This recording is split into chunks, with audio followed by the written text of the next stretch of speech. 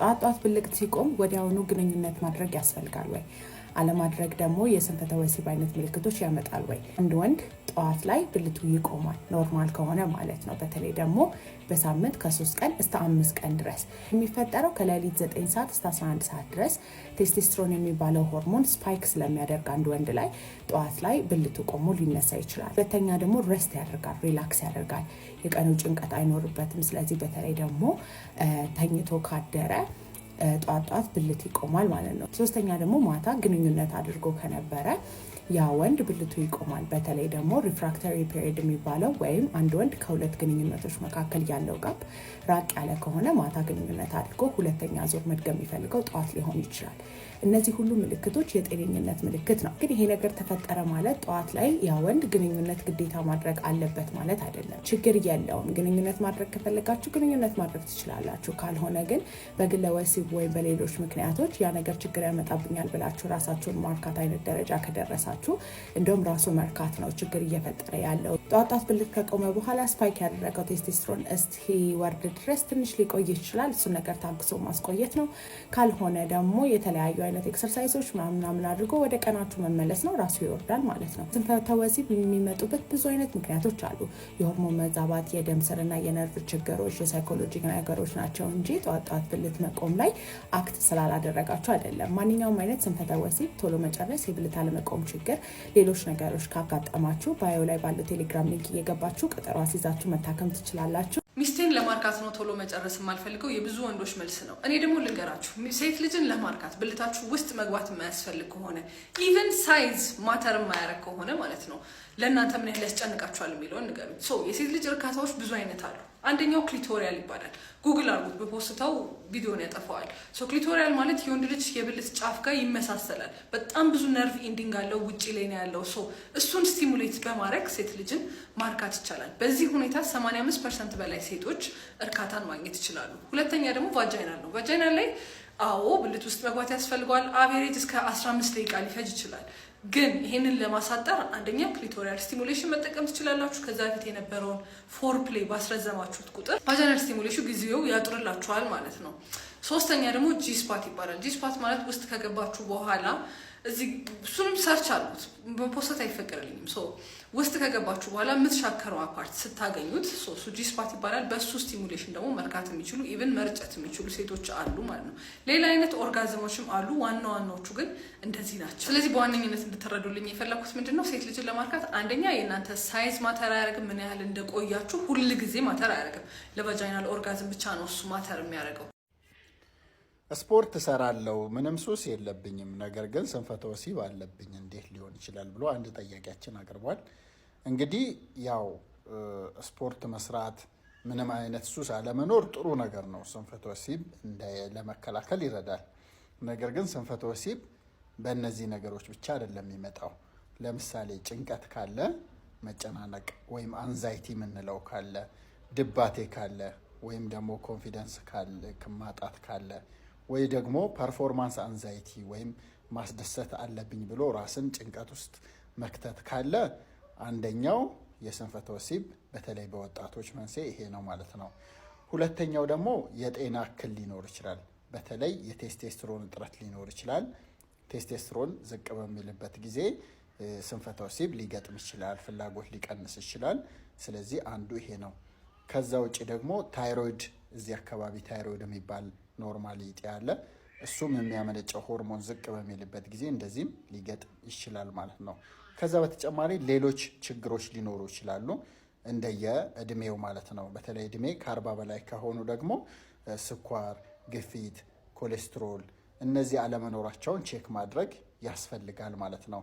በተጨማሪ ደግሞ ከጓደኛ ጋርም ያለውን ሪሌሽንሺፕ ግልጽ ማድረግ፣ ነፃነት መኖር፣ በግልጽ መወያየትም እንደዚሁ አንዱ ፋክተር ነው ማለት ነው። ስለዚህ ጤነኛ የሆኑ ምንም አይነት ሌላ ፊዚካሊ ሲታይ ችግር የሌለባቸው ሰዎች ስንፈተ ወሲብ ሊገጥማቸው ይችላል። እንደዚህ በሚገጥማቸው ጊዜ ምርመራ ማድረግ ነው።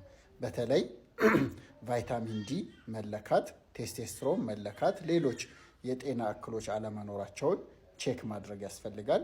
ሰፕሊመንት ወይም መድኃኒትም ሊያስፈልግ ይችላል። በተለይ ዚንክ፣ ቫይታሚን ዲ እና ማግኒዥየም ሊያስፈልግ ይችላል። ስለዚህ እንደዚህ በሚገጥምበት ጊዜ የሐኪም እገዛ ማግኘት ተገቢና አስፈላጊ ነው ማለት ነው። ሰላም ሁኑ። ድንግልና በደም ምርመራ የሚታወቅ ነገር ይመስላችኋል? በተደጋጋሚ እየተጠየቁ ስለሆነ ነው። አንዳንድ ሴቶች ጀስት ራሳቸውን ቼክ ለማድረግ እኔ ጋር ሲመጡ ደም ወስድ ነው የሚመስላቸው። ኖ ማየት ነው ያለብን። ኢቭን አይተነው ራሱ ድንግልና አለ የለም መለየት አንችልም። እኛ ማወቅ የምንችለው ሃይመኑ ኢንታክት ነው አይደለም። ሃይመኑ ካለ አዎ ያቺ ሴት ድንግል ናት ማለት ነው። ሃይመኑ ከሌለ ግን ተፈጥሮ ሊሆን ይችላል፣ ድንግል አይደለችም ማለት አይደለም። ይሄንን እንድትረዱልኝ ይፈልጋለሁ። ምክንያቱም አንዳንድ ሴቶች ክፍተት አለ ሲባል ኖ ህፃን እያሉ ጥቃት ደርሶብኝ የሚል አይነት ጭንቀት ውስጥ እየገባችሁ ነው። በተፈጥሮ ላይኖር ይችላል። አንዳንድ ጊዜ ድንግል የሆነች ሴት ራሱ ድንግልና ሃይመንን የማሰራት ህክምና እየጠየቁ እየመጡ ነው። ለምን? ማህበረሰቡ ደም ካልፈሰሰሽ ድንግል አይደለሽም የሚለውን ጫና እንትን እያላችሁባቸው ስለሆነ ሴቶች ድንግልና ማለት ግንኙነት አለማድረግ ነው እንጂ ያቺ ሃይመን 100% የምትገልጸው ነገር አይደለም። ትዳር ውስጥ ያለች ሴት ብዙ ጊዜ የሚደርሳት ምክር ግንኙነት ማድረግ ባትፈልጊ ራሱ ለባልሽ ለትዳርሽ ስትይ ግንኙነት አድርጊ ትባላለች። ወንድ ልጅስ ፍላጎት ባይኖረውና ብልት ባይቆምለት ለትዳር ብለ ግንኙነት አርግ ሲባል ምን እንደሚያደርግ አስረዱኝ። እኔ ደግሞ ሴት ልጅ ግንኙነት መች እንደማትፈልግ ላስረዳችሁ። አንደኛ ልክ ከወለደች በኋላ ጡት በምታጠባበት ሰዓት ፕሮላክቲን የምንለው ሆርሞን በጣም ከፍ ስለሚል ለግንኙነት ያላት ፍላጎት በጣም ይቀንሳል። ስለዚህ በዛ ሰዓት ትንሽ መታገስና መተባበር ያስፈልጋል።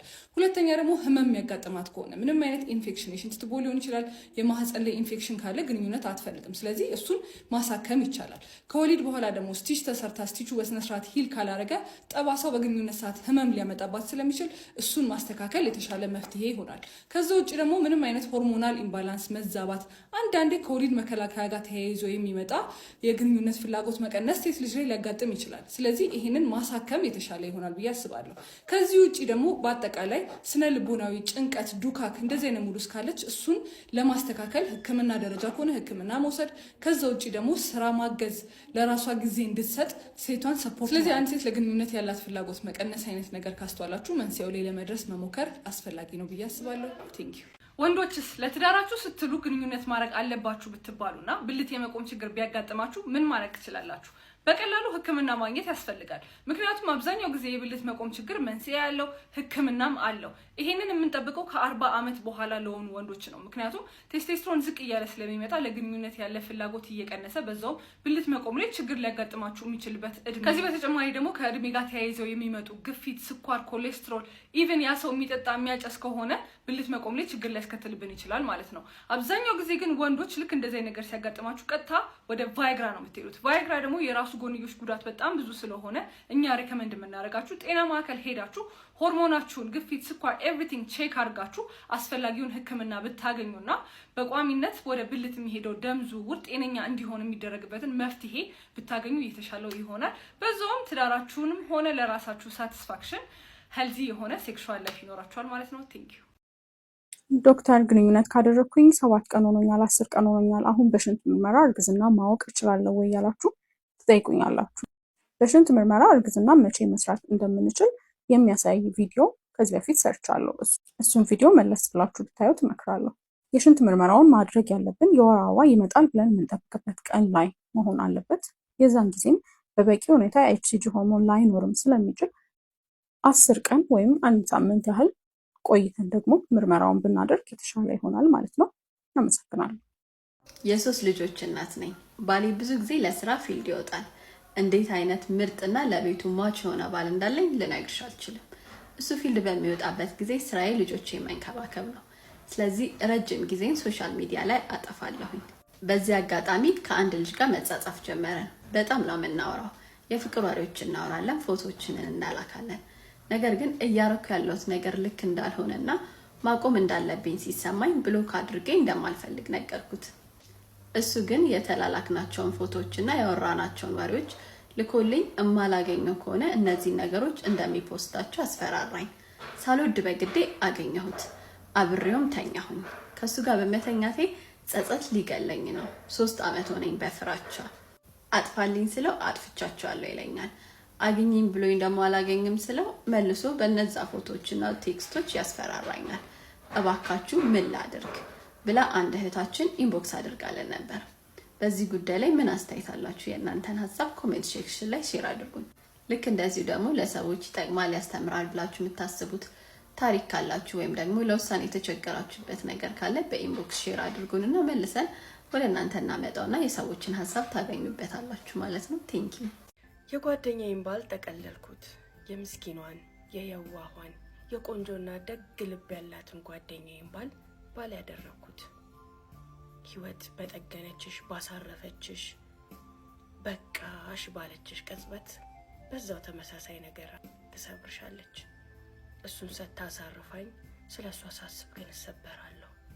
ነፍሴ ትጨነቃለች።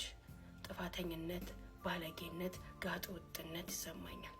የሚገርምሽ ነገር ባሌም ሚስቱን እንደማቃት በፍጹም አያውቅም። ሚስቱም ባሏን እንዳገባሁት ባሏ ባሌ መሆኑን በፍጹም አታውቅም። ይሄ የታወቀ ቀን ምን የሚፈጠር ይመስልሻል? ሀውለት ትለናለች። እንደ ክፍለ ሀገር ልጅ ነኝ። ድምቅ ቅውጥ ያለች የገጠር ከተማ ላይ ነው ያደግኩት። እናቴ እንደ ማንኛውም ወጣት በወጣትነቷ ከአንዱ ጎረምሳ ጋር ወደዚህ ወደዚያ ስትል አረገዘችኝ። ያኔ ያለ ጋብቻ እርግዝና የሚያመጣው ውግዘት የሚያመጣው እርግማን ቀላል አልነበረም። ያንን ሁሉ እርግማን ያንን ሁሉ ውግዘት ተቋቁማ ሳትወድ በግዷ አትውጠኝ፣ አትጥለኝ፣ አታወጣኝ ነገር ሆኖባት ወለደችኝ።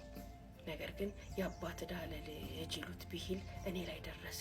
በማላቀው ውለዱኝ፣ ፍጠሩኝ፣ አምጡኝ ባላልኩበት ዓለም ተወግዤ ተረግሜ ተሰድቤ አደግኩኝ። አንቺ ዲቃላ፣ የዲቃላ ልጅ፣ የማትረቢ እየተባልኩኝ ይህንን እየሰማሁኝ ልክ እንደ ሁለተኛ ስሜ ተቀብዬው አደግኩኝ። የጠባሳ ለኔ ቀላል አልነበረም። እናቴ ትንሽ ከፍ እንዳልኩኝ አገባች፣ አግብታም ወለደች። ታዲያ ዲቃላ የሚለው ስም ይበልጥ ያመኝ፣ ይበልጥ ይቆረቁረኝ፣ ይበልጥ ይጎረብጠኝ የጀመረው ያኔ ነው። ከአንድ ማህፀን የወጣን ከአንድ ሆድ የተፈጠርን እህቶቼ የእናቴ ልጆች የክብር ስም አላቸው፣ ዲቃላ አይባሉም።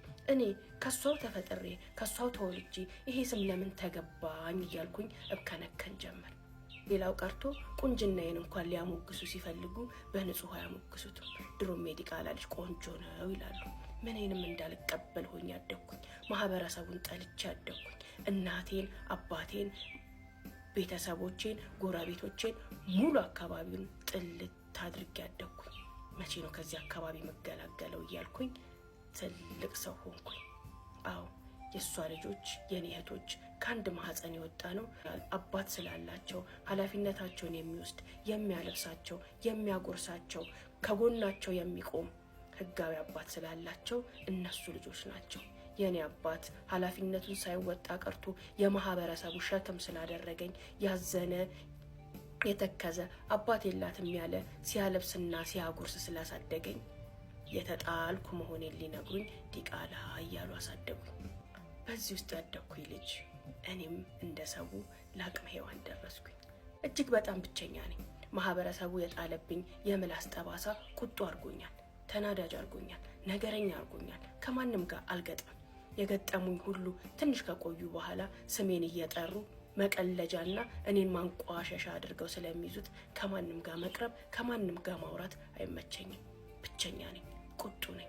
ቆንጆ ነሽ ቢሉኝም ቁንጅናዬ ታይቶኝ አያውቅም፣ ጉብዝናዬም ታይቶኝ አያውቅም። በቃ እኔ የማረባ ሰው የማይወደኝ ከስሜም ከጉብዝናዬም ከመልኬም በፊት የሚቀድም ሌላ መገለጫ ያለኝ እያልኩኝ አደግኩኝ። ጥምቀት ባህርን ላከብር ብቻዬን በሚሄድበት በ18 ዓመት እድሜ ላይ አንድን ቆንጆ የኔ ቤት ተዋወቅኩኝ። እሱም እንደኔ አባቴ ጣለው ማህበረሰቡ የገፋው ብቸኛ ፍጡር ነበር።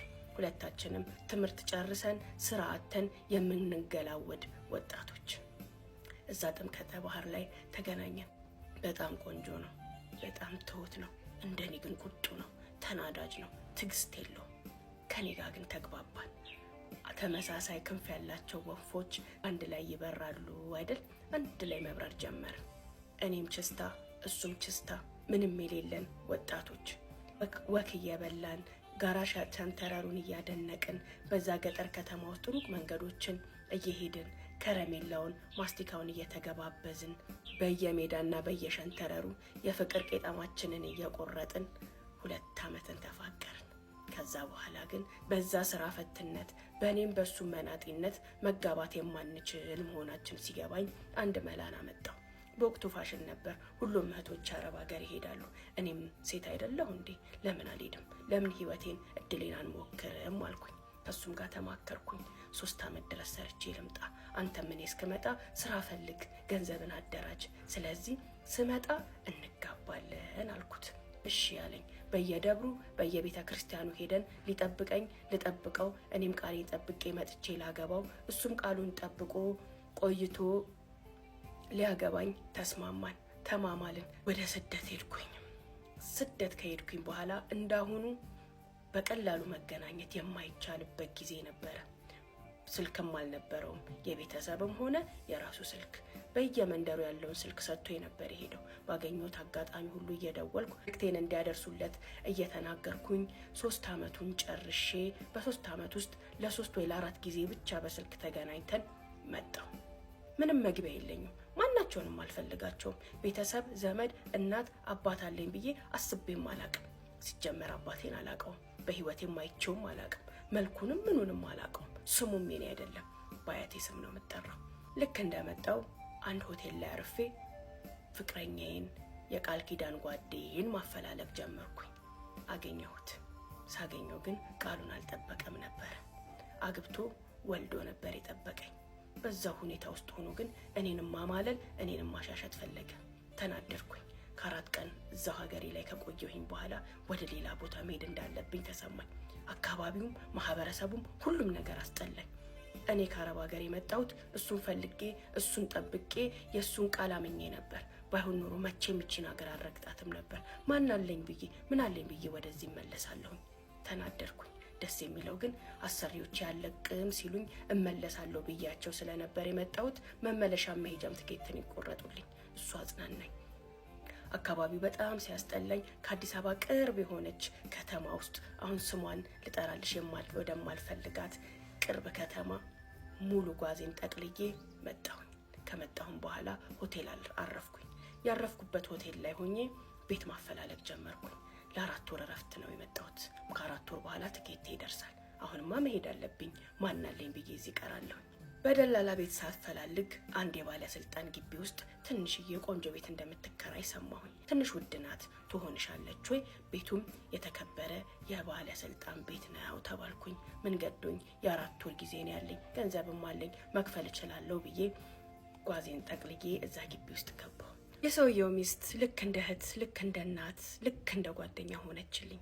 ተቀራረብን። አብረን እየጠጣን አብረን እየበላን ከቤቷ ሳትለየኝ ከጓዳዋ ሳታወጣኝ አብረን ከረምን።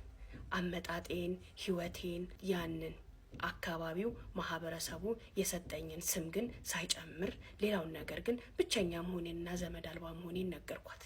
በዛም በጣም አዘነች። እጅግ በጣም እየተንከባከበችኝ አብረን መቆየት ጀመርን። በዚሁ አጋጣሚ ከሷን ባል ጋር በደንብ የማውራት በደንብ የመቀራረብ እድሉን አገኘሁ። እናም ገንዘብ ነበረኝ። ያን ገንዘብ ባንክ አካውንት አውጥቼ ባንክ ውስጥ ለማስቀመጥ እያሰብኩኝ ነበር። የዚህንም ጉዳይ ነገር ለባለቤቷ አዋራሁት። ሳዋራው አሁን ስሙን የማልገልጽልሽ ትልቅ ባንክ በወቅቱ የአክሲዮን ምስረታ ጊዜው ላይ ነበር። ገንዘቡን ባንክ ውስጥ ከምታስቀምጩ ከዚህ ባንክ አክሲዮንን ብትገዢ ትርፋማ ትሆኛለሽ። ከመስራቾቹ መሃል ከቦርድ አባላቶቹ መሃል እኔ አንዱ ነኝ። በቅርበት እከታተልልሻለሁ። መልሰሽ የምትሄጂ ከሆነ ገንዘቡን ባንክ አታስቀምጩ ባክሽ። ባልሽ ገንዘብ ሁሉ አክሲዮኑን ግዢና ተጠቃሚ ሁኚ እያለ ይመክረኝ ጀመረ። አመንኩት። ከጠፋም ይጥፋ፣ የሚወርሰኝ የለ ምሰጠው የለ፣ ባንክ ቁጭ ከሚል እድል ልሞክር ብዬ ያንን አክሲዮን ለመግዛትና እዛ ባንክ አባል ለመሆን ከባሏ ጋር ወደዚህ ወደዛ ማለት ጀመርን ትለናለች። ፓርት 1 በዚህ ያበቃል። ምን ይፈጠር ይሆን? በፓርት 2 ጠብቁኝ። እስካሁን አብራችሁኝ ስለነበራችሁ እጅግ በጣም አመሰግናለሁ። ቻው። ብዙ ጊዜ በትዳራቸው ደስተኛ ያልሆኑ እህቶች እኔ ጋር መጥተው ስናወራ የመጀመሪያው ጥያቄ ለሁሉም ማለት በምችለው ደረጃ ሴክሹዋል ግንኙነታችሁ እንዴት ነው? በሴክሹዋል ግንኙነታችሁ ደስተኞች ናችሁ ወይ? ግልጽ ሆናችሁ ከባላችሁ ጋር ታወራላችሁ ወይ ብዬ በምጠይቃቸው ሰዓት የሁሉም በሚባል ደረጃ የሚመልሱልኝ መልስ ምን መሰላችሁ? ባሌ ፈልጉኝ ወይ ባሌ ጠይቁኝ እምቢ አልለውም የሚባል ነገር ነው። አንድ ማወቅ ያለብን ብዬ የማስበው ነገር ዛሬ 2 መልእክቶችን ነው ይዤላችሁ የመጣሁት። ትናንትና ሀውለት ፋሽን ብሎግ የሚለው ቻናሌ ላይ በዚህ ሳምንት የተለቀቀው ታሪክ ሴክሹዋል ሪሌሽንሽፕን በደንብ ማዕከል ያደረገ ነበር። በዛ ምክንያት በውስጥ ብዙ ሴቶች ማለት እችላለሁ እያወሩ ነበር። እኛ ጋም ያለ ችግር ነው፣ እኔ ጋ ያለ ችግር ነው፣ ስለ እኔ ይመስላል እስኪሉ ድረስ ብዙ ሰዎችን ተች አድርጓል። ያም ማለት ብዙ ሰዎች ቤት ይሄ ነገር አለ ማለት ነው። ዛሬ ልነግራቸው የፈለኩት በዚህ ጉዳይ ላይ 2 ነገሮችን ነው።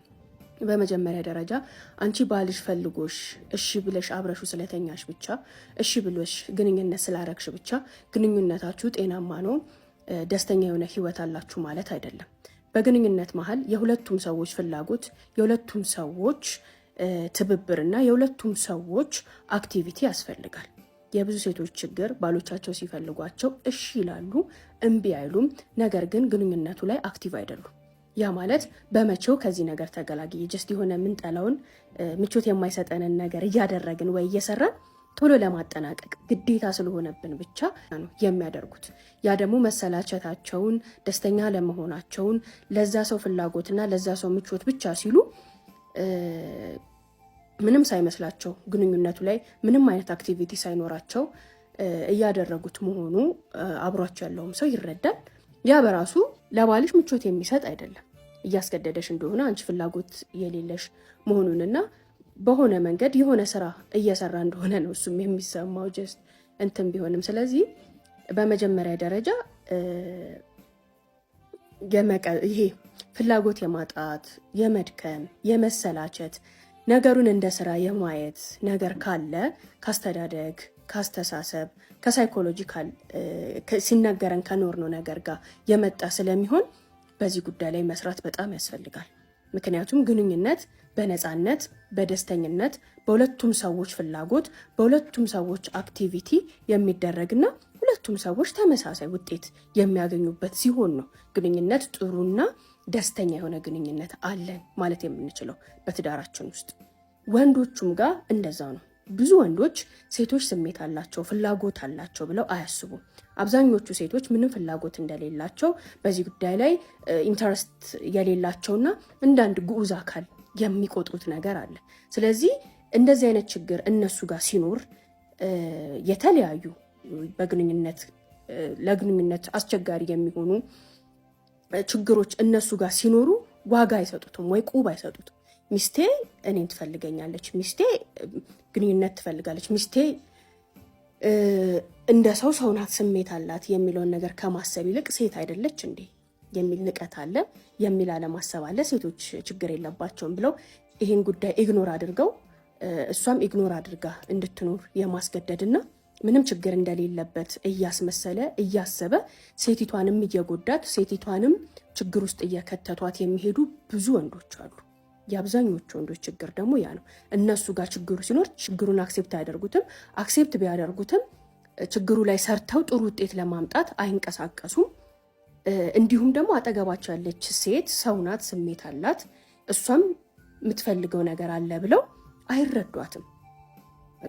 ስሜት ማለት ፍላጎት ማለት ግንኙነት ማለት የወንዶች የተሰጠ የወንዶች ብቻ እንደሆነ ነገር አድርጎ የማሰብ ነገር አለ። ይሄም በጣም አስቸጋሪና መጥፎ አመለካከት ነው። ብዙ ሴቶችን ወደ አላስፈላጊ ግንኙነትና ወደ ወንጀል ውስጥ እየከተተ ያለ ስለሆነ የትኛውም ሴክሹዋል ግንኙነታችን ላይ ያሉ ችግሮች መፈታት የሚችሉ ናቸው።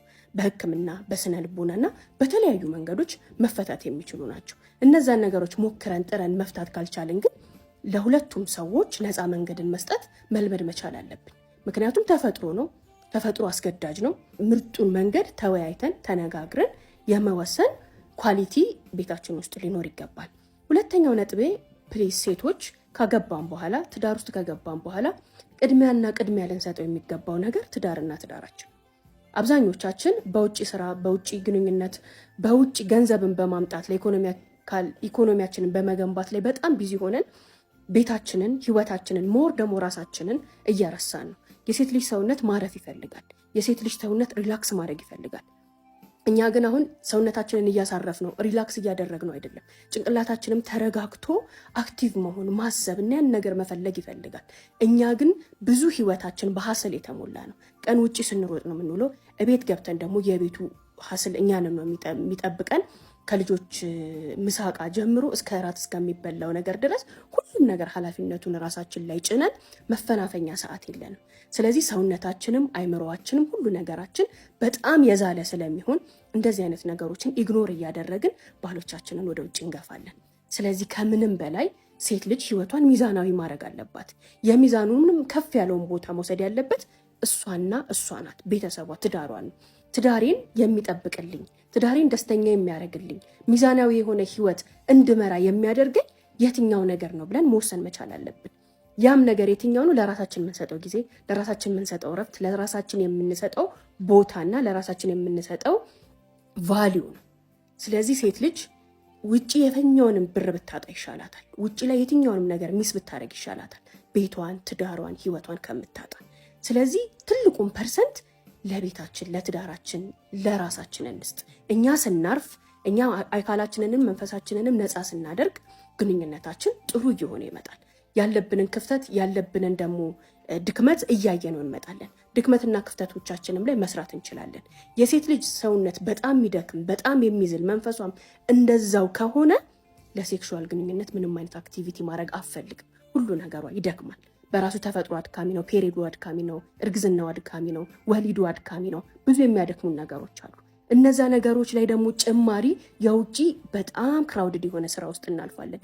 በቤት ውስጥ ሌላ ክራውድድ የሆነ ምሽቶችን እናሳልፋለን። እንዴት ሆነን ነው ለግንኙነታችን አክቲቭና ሰላማዊ የሆነ ግንኙነት ሊኖረን የሚችለው? ስለዚህ ፕሊስ የምናጣውን ገንዘብ ቢጠፋ ሁሉ ነገር ቢጠፋ ቀላል ነው። ህይወታችንን የሰጠነውን ያህል ነው የምንኖረው።